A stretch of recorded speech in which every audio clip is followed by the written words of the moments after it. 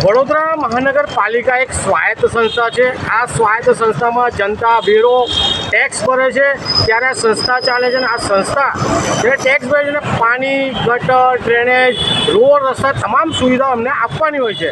હાલમાં વડોદરા મહાનગરપાલિકા દ્વારા અહીંયા કોઈ પણ અરજદાર કે કોઈ પણ વ્યક્તિ આવે તો એને પોતાનું નામ, મોબાઈલ નંબર, આધાર કાર્ડ જે રીતનું અહીંયા લખાવવાનું રહેશે, તો આનો અમે સખ્ત વિરોધ કરીએ છીએ। સ્વાયત્ત સંસ્થા જો કામ ન કરતી હોય, ગટરની સમસ્યા ન ઉકેલતી હોય, પાણીની સમસ્યા ન ઉકેલતી હોય, તો અરજદાર અહીંયા રજૂઆત કરવા આવવાનો જ છે। જો અરજદાર આવતો હોય અને તમે અંદર આ રીતે ઘૂસવા ના દો તો આનો અમે સખ્ત વિરોધ કરીએ છીએ।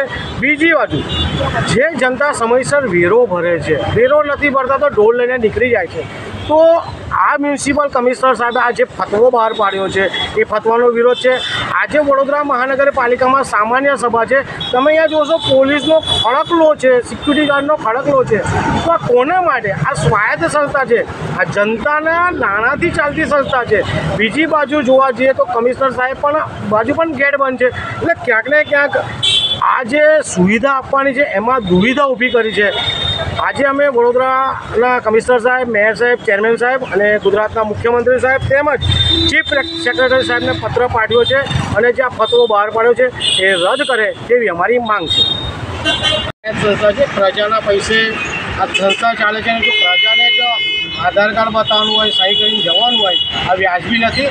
આજે અમે મુખ્યમંત્રી સાહેબને રજૂઆત લેટર આપણી ચાલી